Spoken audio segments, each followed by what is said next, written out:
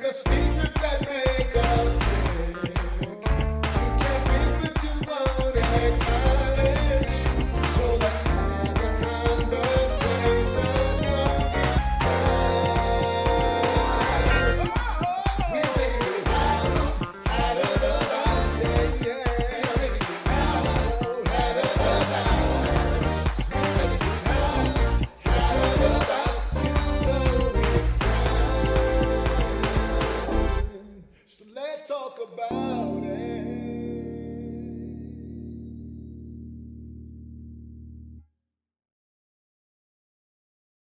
Right. Welcome everybody. We are we are live. It's been a couple of weeks since we've been on, so I'm excited for us to get started and have this conversation. I'll tell you for um, last week we had the freeze and the power was up and down. The week before that, I actually was dealing with COVID myself. So it's been it was rough, but thank God we made it and we survived. And so I'm excited to uh, be back on the air and back having our conversations that we normally have. So let's get started right away. My guest today is Pastor Arthur Sneed, Brother Quentin Tyus, and Brother Derek Lewis. By the way, the maestro Derek Lewis is who composed. He wrote and composed our jingle, our intro song, and he did a fantabulous. Is that a word? I'm not sure that's a word or not, but we'll go with it for today. That is a fantabulous job. So thanks, Derek. So let's jump right in. Oh, that's a nice picture behind you. That's pretty cool, Derek. Uh, Thank you. I like that picture. Anyway, let's get on task on subject. We're talking about today something very interesting. And I want to, we're talking about what's happening in the church. And before we get started, I want to say this that there are folks who might hear this conversation and assume that this is about bashing the church. And that is not what this show is about today. This show really is about having a conversation to kind of figure out some things that are going on. So let's jump right in um, the conversation. Derek, I know you work in an environment. Well, before we start there, let me, I guess, give some editorial comment. Um, Church now, in terms of like how I grew up, seems to be kind of a very different environment. And my fear and concern is that my grandchildren will not have experienced church the way that me and Pastor Sneed and you all kind of grew up. We grew up in an environment where church was a very central part of hey Pastor Free, where church was an essential part of our lives. I remember growing up, I was at church on um, obviously Sunday, and then there was Wednesday, there was Thursday, then there was Saturday. So at least 4 days out of the week, I was at church and we were doing things. We had and it probably was even five, but I know it was church on Sunday, and that not just one service. You had to go to the regular service. You had to come back at night for BTU. You had then you and if you did anything, and on Thursdays was youth, Wednesday was Bible study, Thursday was choir rehearsal, Wednesday was Bible study, Saturday was youth. So we were in church a lot, and it comprised the makeup of how I grew up.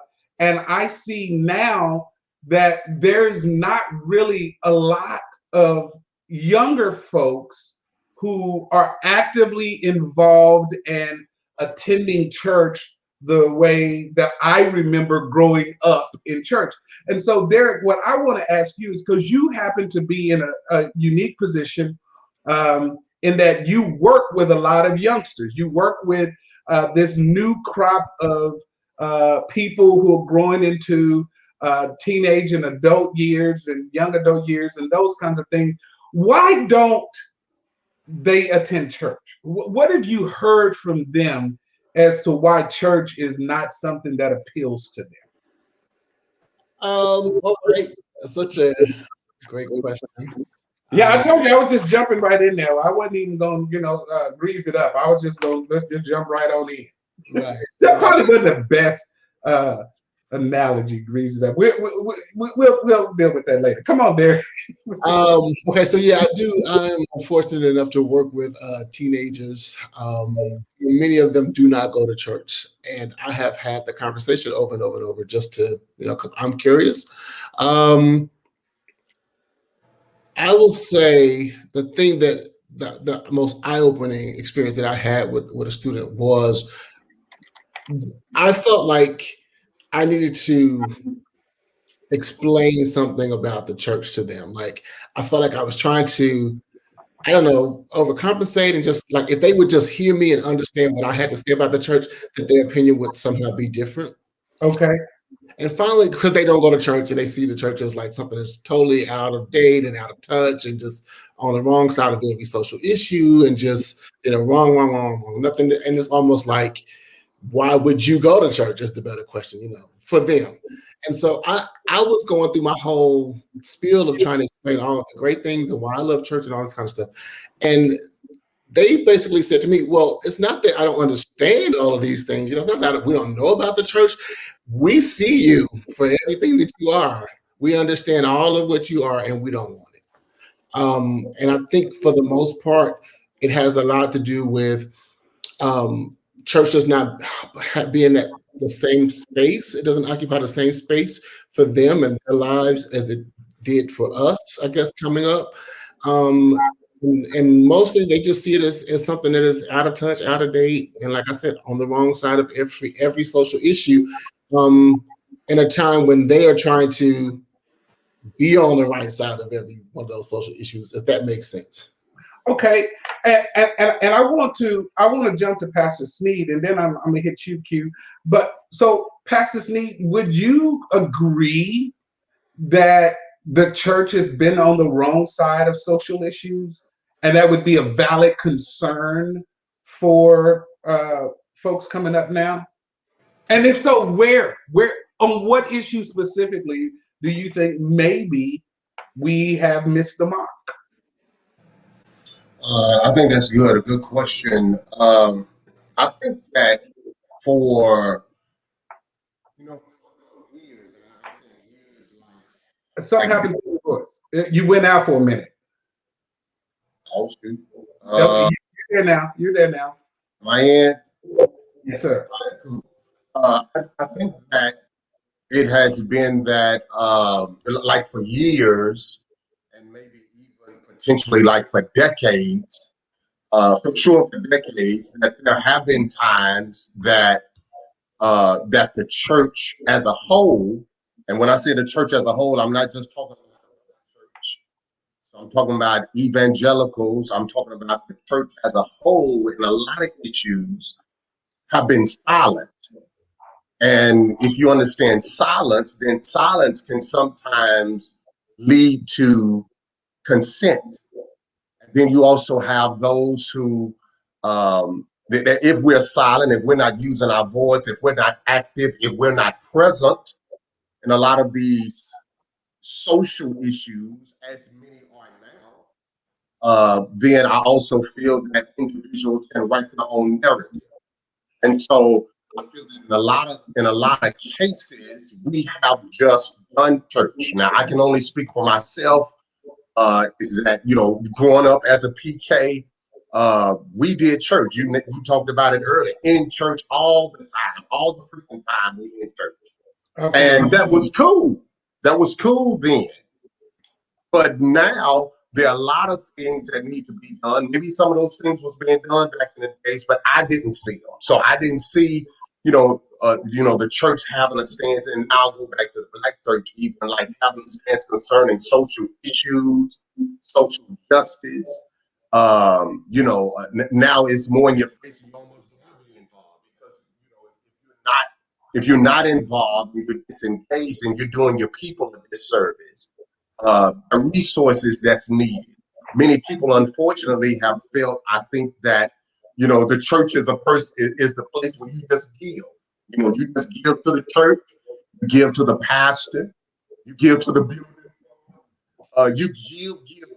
You give up your time, you give your treasure, you give up your talent, whereby many haven't seen the church actively giving or involved in the community to support in a more tangible way. Even the political climate, there has been for years a divide concerning, we have limitations even as the church and what you can do politically. By some, sadly, have just shunned and done nothing because you can't do everything as the church. So I think that in a lot of areas we've done that, and I think we've even operated as an organization versus an organism. And I'm just speaking about in the past, whereby we weren't involved with individuals or going to certain things or being more active in young people's lives or and so I think, for multiple reasons, we know a lot of them, why the church has gotten a bad rap over the years. And I think now we're either playing catch up or we're trying to clean up some things of our forefathers and trying to make a significant difference in families' lives, in the community's life. But man, that takes time. It takes time to undo a load of a lot of things that have been done. And you cannot change when an individual have saw or have seen for a number of years. It's hard to undo those things. So sometimes I feel like as much as many of the things that people do, it's almost like a drop in the bucket when you start looking at all the things that have been done over a period of time and over a number of years. And I'm gonna get to you, Bishop Foreman, after I get to Q, because I want you to address both of the questions I've asked. So Q, here you come from, and not come from, but you are connected with a lot of folks who absolutely have no taste for church at all. And you being raised in the church and in the Pentecostal kind of environment as well, I know you guys were churching all day, every day on Sundays. I mean, it was a consumption of time in that environment. So when you are interacting with folks who like, no, that's not for me, from the position of those people, kind of what are you hearing? What are you hearing as to why they are not interested in dealing with the church? Okay, first, Bishop Sneed, you might want to check the batteries on your earphones. You kind of going out, like we heard most of what you're saying, but you kind of go out for a short portion of time. So check out, it might be your batteries on your earbuds. Yes, Dr. Bright.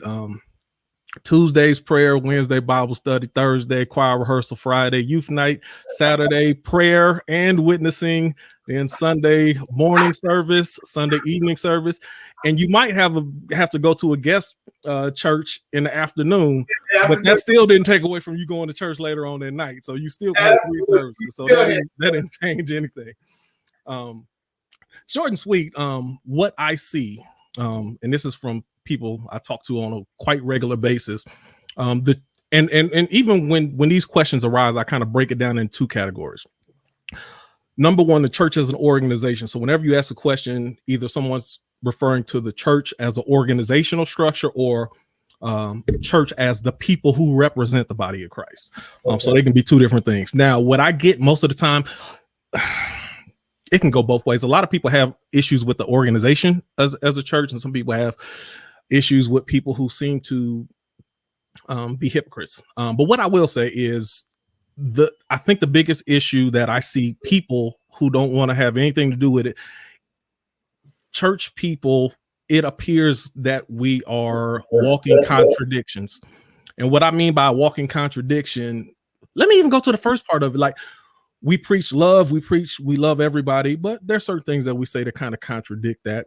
And also, let's talk about, the old saying that the the church is the most segregated time in America is on a Sunday morning. How can we tell people about love and we love everybody and Jesus loves everybody, and we don't even connect with other churches racially? We can't even come to unified conclusions. Even, you know, there's still a lot of segregation within the church. So how can you preach this Jesus that loves everybody and we don't communicate the same way with other churches? We got about 30 different denominations, and it's like, well, these and a lot of these denominations also think that the other denominations are going to hell. There's so much perceived division within the church. How can you and let me, and then I'm gonna stop because I think I'm going too many different directions. So from a person looking on the outside who has 5 different friends, these 5 friends all attend different churches that have different denominations, and the way that they believe is totally different. And one person say, well, God love you the way you are. The other person say, you got to get yourself cleaned up first. The other person just trying to tell you need to be baptized. And the other person so it's like, there's nothing you can directly tell a person because they're getting different sets of instructions from everyone who they encounter, who all claim to be a Christian, which is, I mean, if you ever heard, that's why I said I don't like that term, because it can mean so many different things. But I'll stop for right now and let somebody else jump in. I'm going to go into a part of that in a minute, and I don't want to get there yet, so I'm glad we stopped. Bishop Foreman, so you've heard kind of the questions posed and kind of the answers. You have a church that has a great mix of older adults and young adults and even kind of in the middle ground. How do you balance in your environment all of these different age groups and still keep them entertained? Entertained is the wrong word. Let me scratch that. I certainly didn't mean to say. How do you engage is the word I was trying to say. How do you keep them engaged? Because I went, and I remember probably the second or third time I came to preach for you in Denver. My wife didn't come. I called her on the phone and I said, these folks is having a party. I mean, it's like a club in here. I mean, and everybody's involved. The old folks, I don't know what kind of dancing they was doing, but they was trying. The young folks, they was popping and locking it and dropping it, but everybody was engaged. And so, in this challenge of where people, and I'm gonna get to some of the other issues, but from your perspective, how do you keep all of these people engaged in a way that they want to keep coming back? Great question. So I think to answer that question specifically is, sheep know the voice of their shepherd, the scripture says. So I think the reality is, you can do all of the things, lights, the series, all of that. I think the reality is engagement, making sure that we present the gospel in a palatable way, to where everybody can you hear me?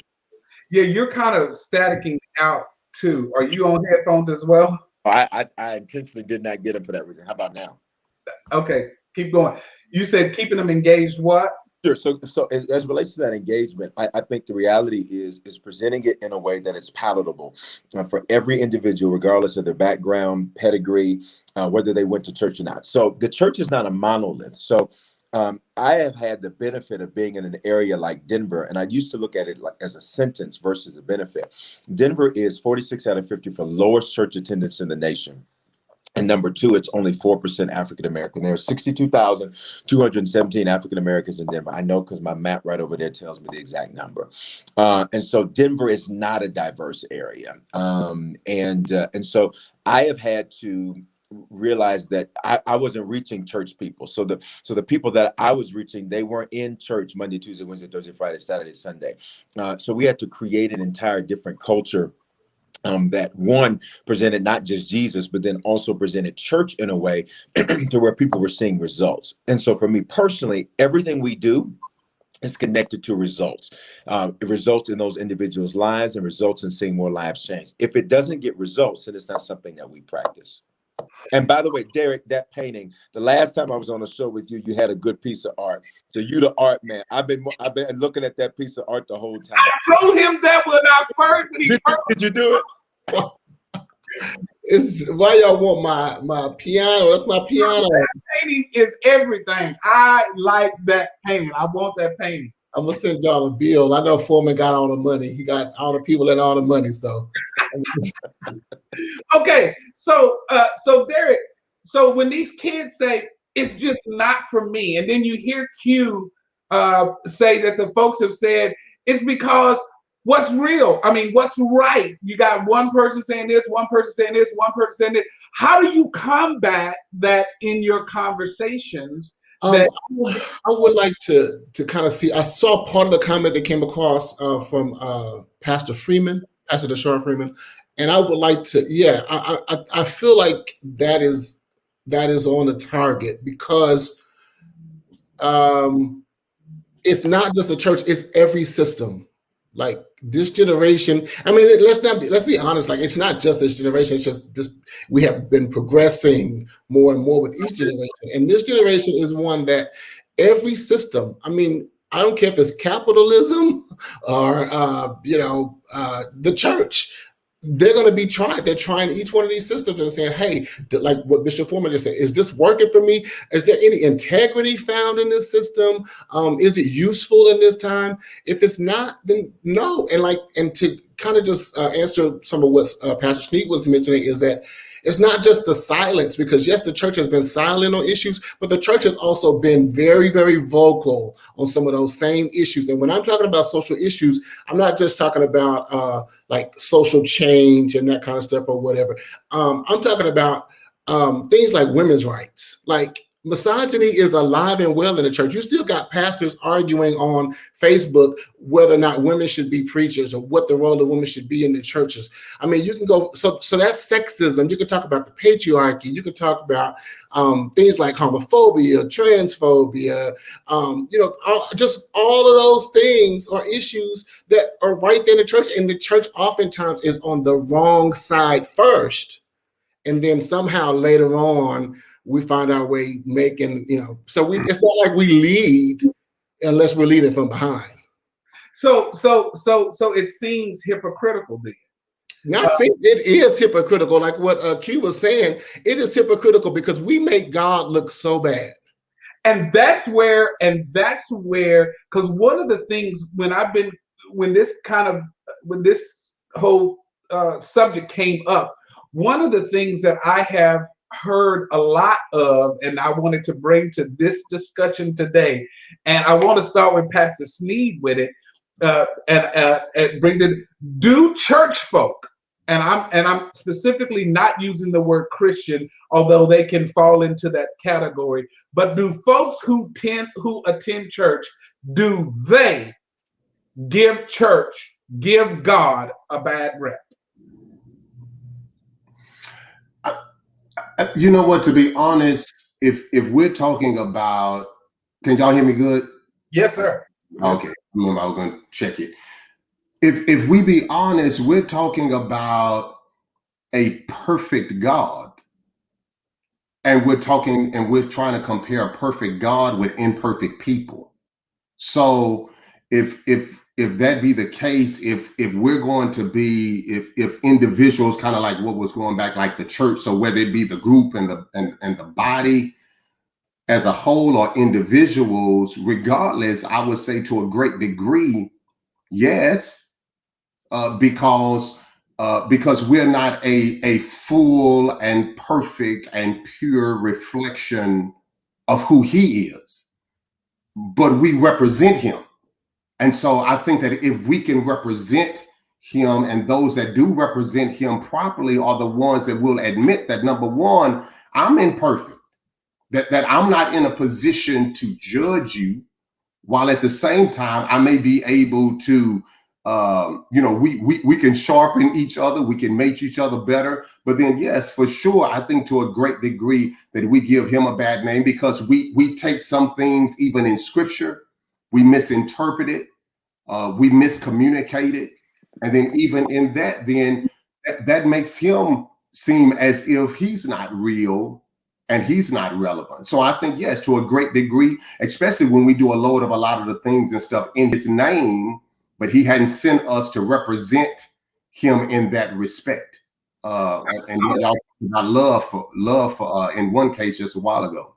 I'm gonna take it even further, not because we are imperfect people, because that would be certainly a good angle. But I'm even going so far as, because can we just put it out on the table and be real? Church people are messy, and it's real hard to talk about restoration and love, because the first thing we do, and it's given rise to people and organizations and not organizations, but people and platforms like Obnoxious TV, like Larry Reed, and other places like that. They have platforms because of how messy church is. And if they wasn't messy like that, these folks would have to find a different way to have their platforms. So I don't want to whitewash it to the extent that we say, yes, we represent him poorly because we're imperfect. But can we also maybe even agree that we represent him poorly because we like drama and mess? Would that be fair? I would like to say, I think, to take it a step further than that, because when you said that, it made me wonder, why is the church perceived as messy? And the first thought that came to my head is we play a big part in that, not for being messy, but for our continuance to try to paint a picture that's not true. Our lack of transparency makes things messy. So you know what? Like, there's a lot of people, if you ever, I talk to people who all have the craziest issues, but a lot of people are willing and open to talk about their issues, their mess ups. They'll tell you when they screwing up, and it doesn't come off the same way as messy because they're being open and transparent about it. But when you try to paint a picture a certain way, and now you're trying to work so hard to uphold a certain appearance, in the meantime, all this stuff coming out about you or other people or church or relationships, it appears messy because now you're trying to cover up something that could be a testimony, either whether it was something that you dealt with or the past, or something that you're currently dealing with in the present. But I think that's why it appears so messy, because we try so hard to cover it up. So that would be a good question for you, Foreman. Why does the church? Why are we scared to be more transparent? Because here's the deal. And before you answer, I want to throw this in, and I know I'm talking a lot today instead of just moderating. But I am a flawed person. Okay, I have issues. I do stuff that if people who saw me do some of the stuff that I do, and then they know I'm a pastor, a bishop, or this, that, and the other, they're gonna go, I didn't know that pastors did that. Let me tell you, I've said this before. If I stub my toe, I am probably gonna say, damn, that hurts. Oh, that's PG-13 for you. Yeah, that ain't nothing. but then they go, oh, he said, damn. And I'm not referring to no Bible damn. I mean, damn, it hurts, right? So what I'm saying to you, Bishop Foreman, is why is it hard for us to be transparent? And is it the chicken before the egg? Can we not be transparent because folks are going to talk about it, or are we not transparent because folks are going to talk about it? I think that's a great question. So one, just to the prior question about the church people messy, just people in general are messy. Sure. Let's remember, before there were the platforms you mentioned, there was National Enquirer and tabloid news, and that's just the nature of people. We always gravitate towards stories that have some level. If I was to be honest, there is a level of narcissism that every individual possesses that likes to see somebody else's issues because it takes the focus off of their own issues. That is just the nature of human beings. So people in general are that way. What happens is that when you have different platforms and different things that you mentioned, it's sometimes unexpected. And I heard the end of what Q said, and the end of it I thought was fantastic. Is that, you know, the reality is a lot of those struggles can be turned into testimonies. Let's remember, the Bible is the most scandalous, mess-filled book in the entire. Listen, like David, you sleeping with your boy's wife that you were supposed to be out fighting, you sleeping with her, you get her pregnant, you try to kill him. He's so loyal to you. Like, this is an episode of Power. He's so loyal to you that he won't leave your feet. He's staying with you, like this whole situation. So you put him on the front line, they get killed, and then your first son dies. Now you got to do another son, Solomon. Your son Absalom is trying to kill you. You got all these wives, and you still ain't satisfied. Then you got, like, it's a mess. Like, that's messy. But the Bible says that David was a man after God's own heart. So I think the reality is finding the beauty in brokenness and realizing that your strength comes from revealing those areas where there are struggles, where there are challenges, and not doing that. I think the reason many people don't do that is because of fear of judgment, because of fear. And I think this is maybe the part that it cut out when I didn't hear what you were saying about the thought that, you know, I need to present this image to people. And many leaders have that thought, I need to be this. And so it creates a Superman, a superhero complex to where I have to present this to people, not realizing that the reality is your greatest strength comes from revealing that. And so as a leader who leads in a transparent way, I recognize that's best for my own personal health, because I don't intend to let this kill me. And 1,700 pastors quit every single month. And I think part of that is because once they can no longer uphold the Superman image, all of a sudden now, you know, I have to go be this other person that I'm not used to, comfortable being. And those are internal issues that has nothing to do with God. That has nothing to do with the seat of being a pastor. Those are internal, personal issues people have to work through. Derek, yeah, I just want to, because perspective is such a huge thing for me, and most people know that I didn't want to have the church perspective only, because that's all I knew, because I worked in the church, grew up in the church. And so now, because I do something a little bit different, I've been able to see some other things and understand that what used to make so much sense to me because I had church brain and only church brain now doesn't, because I can look through some other perspectives. So I wanted to say that what Bishop Foreman just said is what is key, because I think what we may be missing is that it's not that, because it's not that the church is messy.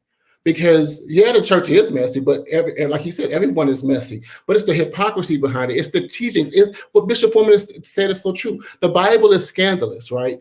And he talked about David. So let's talk about David. Let's talk about Lot. Let's talk about all these people.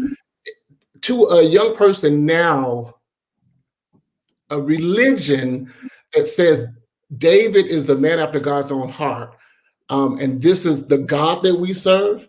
It's strange to them. It doesn't make sense. Now, it makes sense to us because we grew up in church, we know or whatever, but that's strange to a person, because they would say, what kind of religion would say that David is special and, you know, and would be teaching about David and saying he's a man after God's own heart when he did some of the messed up stuff he did? Or like one of the things we always kind of comes up is the story of Lot. And I was just talking about it just the other day. It's just how, okay, so you mean to tell me you just destroyed these two cities, right? Sodom and Gomorrah, and everybody except for Lot and his family or whatever. And Lot survives. His wife almost does, but she turns around and dies because she looked back, you know, and turns to thought, so she doesn't make it. But then right after that, you're in the cave with your daughters.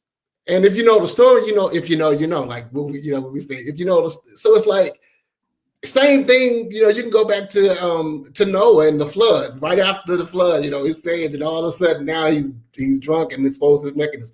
So it's a lot of this kind of stuff that comes in the biblical narratives that when you start saying this, so it's not that they don't know. They know very clearly everything you're saying, and they're saying that is messed up. I don't want a religion where your leaders and your paragons are people who slept with somebody's wife when you're the king. So Bathsheba can't say no because you're the king, right? So you sleep with her. Not only do you sleep with her, but you kill her husband, and then you lie about it. I mean, you know what I'm saying? It's just that is messed up to a lot of people. But Bishop, I was just saying, I didn't mean to cut you. There may be a delay. I apologize, but I think what you're saying is a great point. But that actually is that's the whole beauty of the gospel. Like that's the whole point. The whole point is all these people got issues. Everybody on here, everybody in that book, and that is the beauty of the reason why there's a necessity of the gospel. Like it is not that we, because the question you asked earlier, Bishop, was, do we give God a bad name? And certainly God, the way he's perceived, you even see in the Old Testament, he refers often about for the protection of his name. But at the end of the day, like God, he doesn't need us. I mean, it's not that he needs us. He desires us. He loves us. And that's what he died for. So I hear what Derek is saying, but I think that's the whole point. Like that's the whole point of the gospel is that look at all these people, look at all their issues, yet they were still able to accomplish this and so. Right. We get that. I get that. And I agree. But I'm saying for a generation now, that no longer works for them. Like it worked for me. And I'm like, yeah, I want to embrace a religion that says that I can be messed up. And no, these people are saying, no, go get some therapy, fix it, be better. Like, don't sleep with the wife. Because it's not, again, it goes back to that hypocrisy thing. Like, we assume that everybody is doing crazy stuff like that. No, like, yes, there are some people who are, I mean, like in terms of like the Bible or whatever, yes, we all have a bend. We all have, iniquity. We all sin. We get it. But not all of us are murderers. Not all of us are sleeping with all kinds of women outside of marriage and you know what I'm saying? Some people are trying to be good, upstanding citizens in the community, and they feel like they don't need church to do it because the church is full of so many people who are doing those things. And so, Bishop Sneed, then my question to you will be, so how do you change their mind?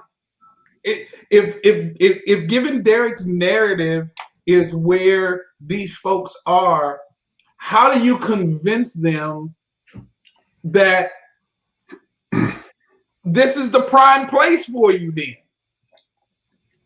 I think as been stated that when the focus is not on people and it's not on the church, whether we're talking about the organization or the organism, but the focus is on Christ and our need for him, regardless to if we feel that we are better than someone else or not, which may be reason enough to even have him even more and not being self-righteous.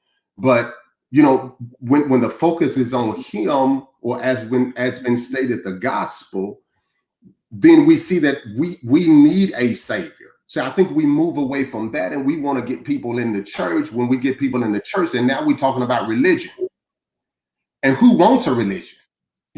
Who needs that? Like we don't need that. That's not relevant in this day and time.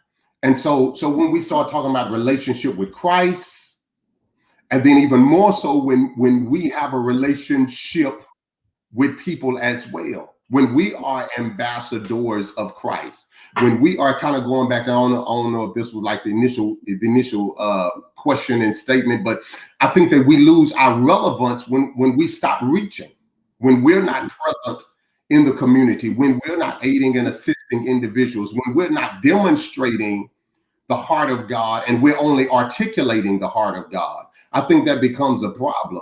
And so when people are able to see what we are saying, or they're able to see the glory that's within the gospel and within the word of God and within God himself, then I think that, okay, now I may want to know your God. But then if we're just judging individuals, or if we're not connected with individuals, or if we're not transparent, as been stated, even though transparency has its levels of what individuals can handle, but then when we're not being open, honest, or transparent with individuals about who we are, and we are imperfect, but we're serving and striving to serve a perfect God, then I think that becomes some of the difference makers as well. So then we're talking about what you're saying. Then maybe Derek's what the folks there is talking about maybe what they could handle more, and I'm trying to tie in what you guys are saying, maybe what they could handle it more if there was real demonstration of that love, of that compassion, of that, all of that, even though there's all of this messed up stuff. What they're not seeing is the demonstration of relationship with God. They're hearing it and then saying, okay, well then no, I don't want that. Right? If we would just be it, you know what I'm saying? If we would just be it, if we would demonstrate love, like, and that's the thing that I think, because even in listening to what he's saying, because that's something that I hear a lot of young people also pushing against, because now you got like this whole thing about like decolonization, right? Like, so people are asking questions like, can we in the classroom, we talk about decolonizing the classroom, and people are asking, well, can you decolonize religion? Can you decolonize Christianity? Can you decolonize the church? Or is it steeped in racism? Is it steeped in white supremacy? You know, all these questions. Is it steeped in colonialism? And is that part of what the evangelical church is all about? Like, because if you believe it past this need, if you believe that Christ is the answer, then he is the answer for you. This is what they'll say. And so I don't have a problem with that. Let him be your answer. Why do you feel like he's got to be my answer too? See what I'm saying? He is the answer though, right? No, that's not what everybody believes. Now, I believe it. I'm just saying everybody does, and they feel that your need to be so pervasive and go and tell everybody what they got to believe and all that is somehow steeped in colonialism. There's one more thing I wanted to add to that also. In addition to those things, the church, we got to kind of change up how we do things. Church has to be more interactive. I think the days of people sitting down and listening to someone speak to them for an hour, that's dying out. So that's a big part of it. Now you have to be interactive and engage people. One thing, I've been in sales for over 20 years, and one thing that one of the biggest rules is the best salesperson is a person that does 90% listening and 10% talking. And matter of fact, even when I'm asking questions, I'm only asking a question to prompt more questions and more discovery out of you. So we have to figure out ways to be interactive. People don't want to just hear you without having input and being able to ask questions, talk through things. There's different. From the time I've done my meetings, either in person pre-COVID or online, I've had more people come to my thing than some small churches that I've been a part of. And it's because there's an interaction. People don't want to just hear you, but they also want to be heard as well. So we have to find ways to integrate that in, or you will continue to lose people, because you just preaching is not going to be enough. We can get preaching anywhere and anytime we want to. And as good as a preacher you are, we can find other preachers that's just as good, if not better than you online. And that's the truth. So why do I need to go out of my way to just listen to you? I can get that anywhere, anytime. But what you cannot get anywhere, anytime is thoughtful conversations and dialogue between people who are sharing. That's something I don't know the answer to, but that's something that people are going to have to incorporate, or the church will continue to dwindle. So, and I'm gonna have Bishop Foreman pick in on this, but I want to ask you a clarifying question, Q. What does interactive church look like to you?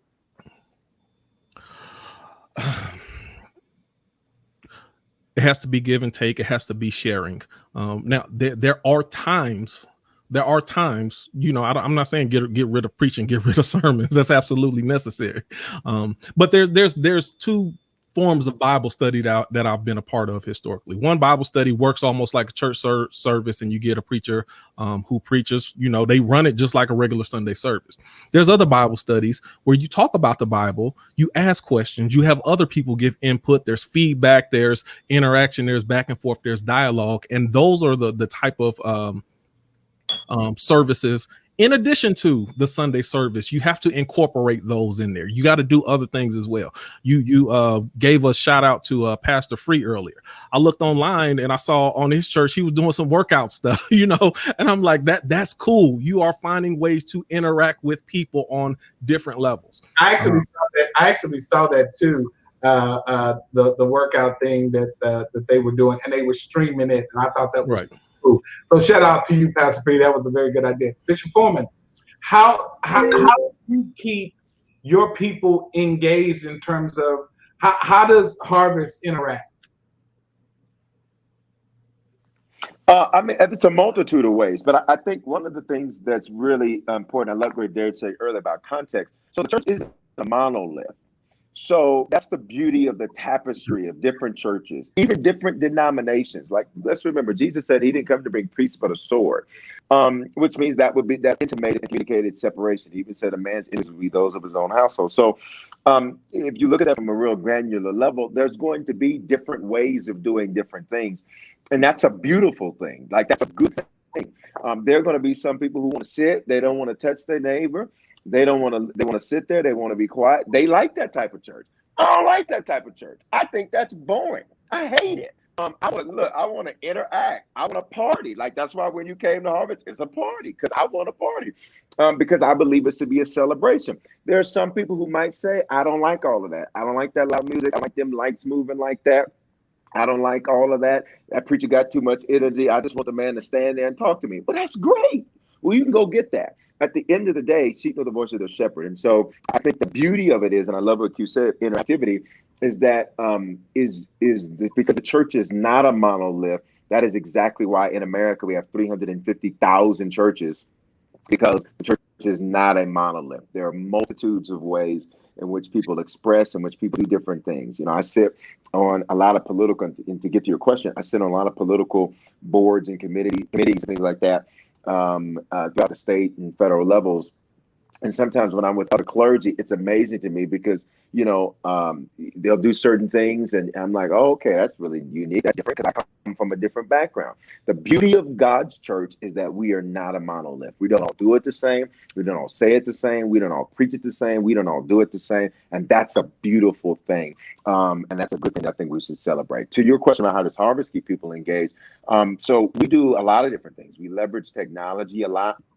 Our app is the number one ways that people connect with Harvest and do that. We were doing a lot of digital before COVID and what have you. So there's a tremendous engagement. There's a tremendous millennial engagement, tremendous engagement of, Gen Y and Z, the new ones. You have a lot of that engagement, but that's because we make church interactive. It's their church.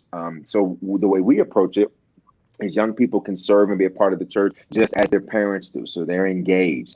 They don't just sit in a big people church and youth church. When I used to be an associate pastor, I used to look at that and say, there are two churches in here. And I didn't like that concept. So we did it differently. So we try to leverage technology to engage people as much as possible. And, you know, last year we saw just shy of 600 people give their lives to the Lord. And to God be the glory. We want to see even more this year. But those are first time people giving their lives to the Lord in the midst of a pandemic, where the primary tool that we had to use was technology. So that's how we choose to do it. I think the thing to celebrate is that everybody is not the same. Everybody's not going to be the same. Some people don't want no app. Some people want Sister Johnson to get up and read announcements with her glasses like this here and do this. Some people want that. And that's what they want. And that's okay. Like, there's nothing wrong with that if that's what they got. Pastor Jones says something. He says, it sounds like we are explaining the why, but never address the what. Derek said it best the other night. Why would people want to serve a God like that when they look at what we do? And so what is the what, Pastor Jones? Put that in there. Because here's where I want to take it to. Here recently, for some reason, I guess you watch. I don't know the algorithm of TikTok. I'm an older guy, learning how to be on these platforms. But apparently, if you spend any time watching a certain type of video, those are the videos that TikTok apparently feed you more of. And so what I have been seeing a lot of lately, and this was kind of a concern for me, is a lot of folks on TikTok, and it's a lot of different people on TikTok, are exposing the lunacy of church. And so one of the popular things is, what weird Christian video sticks in your head or whatever, and it's the same guy with the same smirk like that, and then they go off to this video and you hear some of the wildest stuff, like this one pastor talking about that Starbucks had learned the secret because semen is men's milk, and they learned that the reason why it's addictive is because Starbucks has learned how to put men's milk or semen into their coffee blend. And you go, and he's saying this in front of a crowd of people who are shouting, and I'm going, are you kidding me?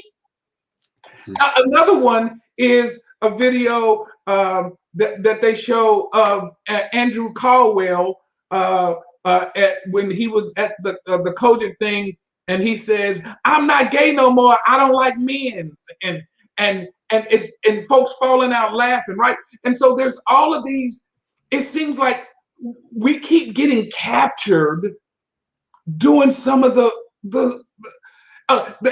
they show Kenneth Copeland laughing, and everybody in his congregation falling out laughing because COVID wasn't going to happen and it wasn't going to be weird. They show these evangelical white churches where they say Donald Trump is still the president and it's been stolen.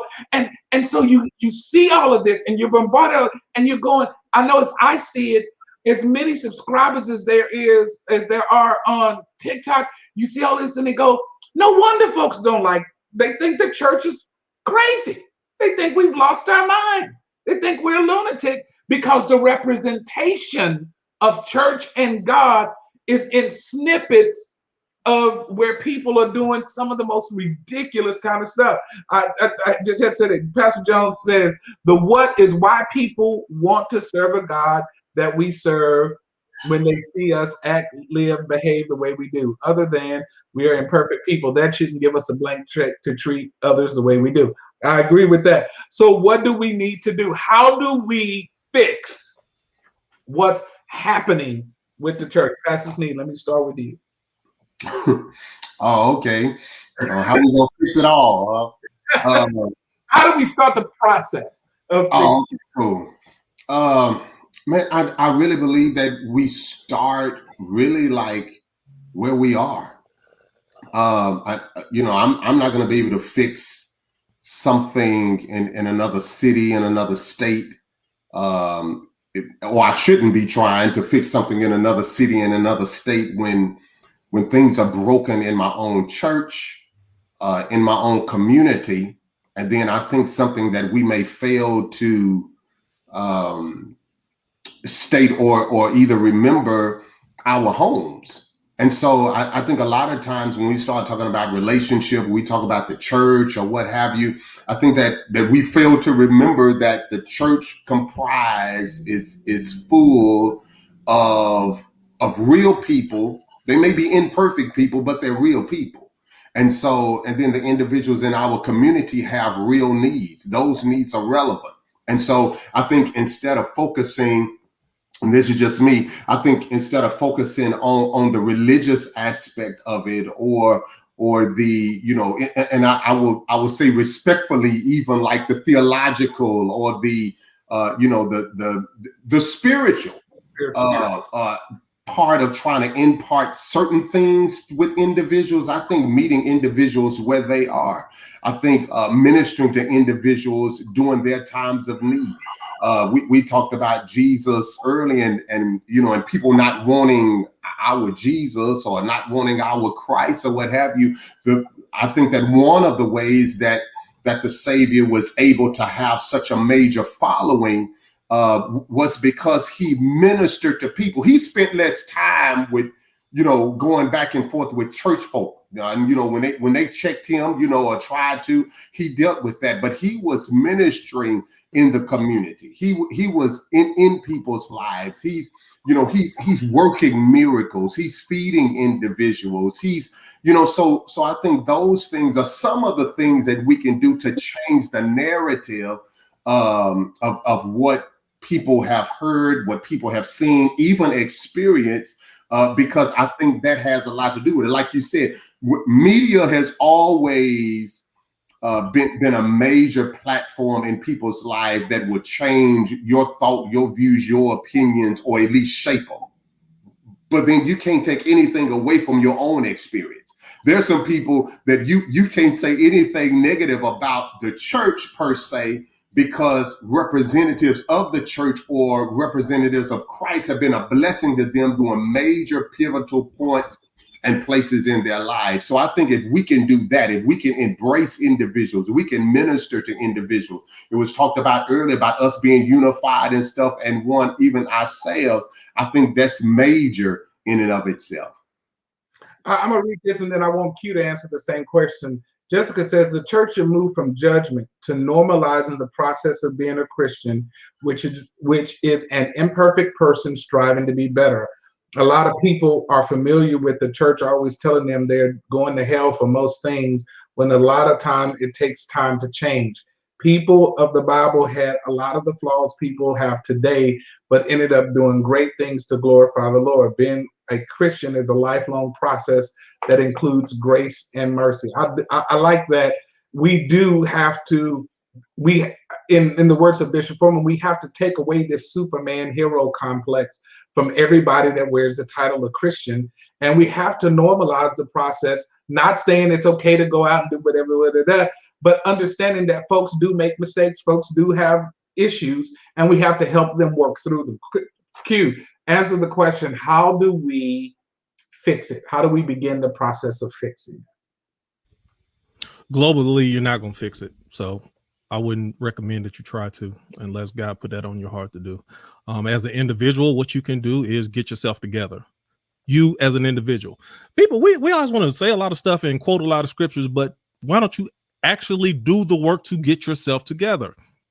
If you have flaws, if you have things that are of a questionable moral character, get yourself together. When I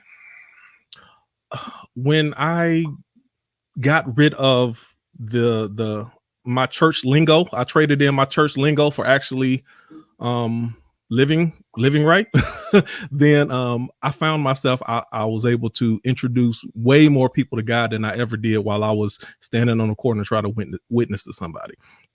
Because it wasn't about what I said, it's about who I was.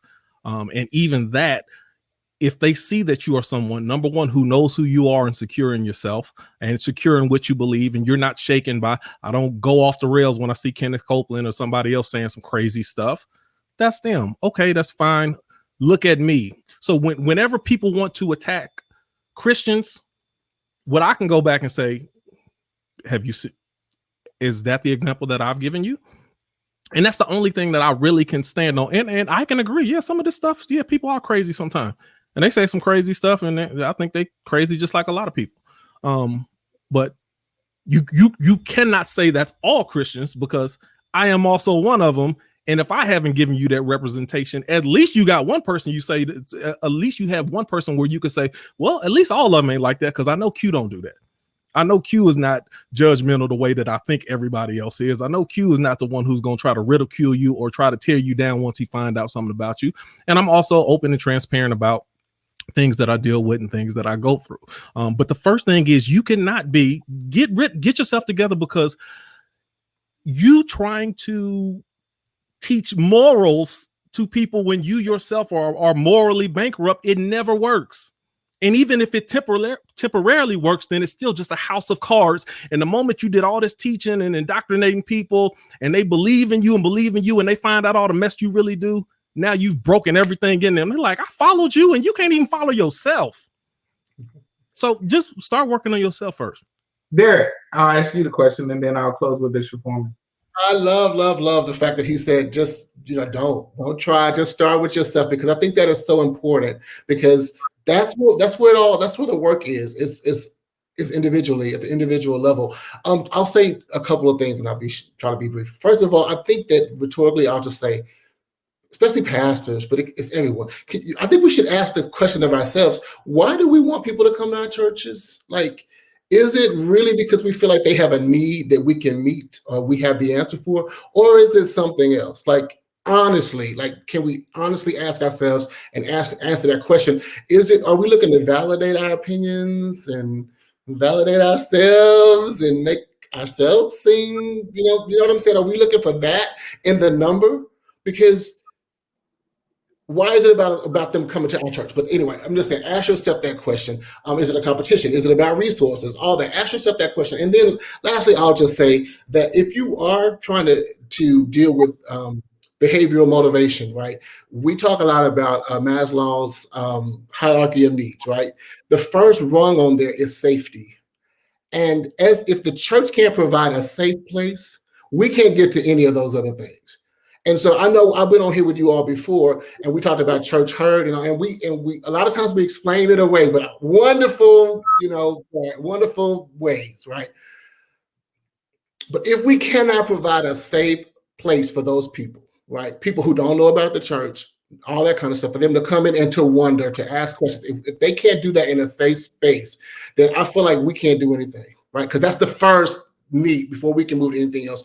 And as a whole, I feel like the church is not a safe place because we're not safe to Christians, let alone people who are outside and not Christians, right? I wouldn't, if I had kids, I wouldn't trust my child alone. And let me stop.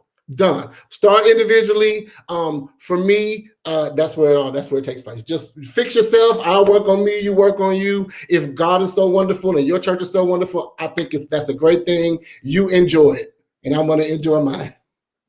All right, Bishop Foreman, I'm going to end with you. And let me say, this has been a pretty interesting conversation. There's some other areas I wanted to go in, but next week I really want to talk about purpose. I want people to kind of find out and experience their purpose. So we're going to have a really good conversation about that next week. But Bishop Foreman, how do we begin the process of fixing what people hate the most about church? Yeah, I think, and this is going to sound a bit harsh when I say it, but that's that person's issue. Jesus is the product, not me, not you, none of us. But they think we're the church.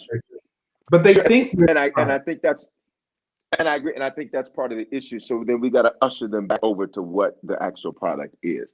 It is not me. It is not Foreman's, it is Christians. And so at the end of the day, and I don't disagree with your narrative, but I think that's part of the issue, is that it's about redirecting attention and focus.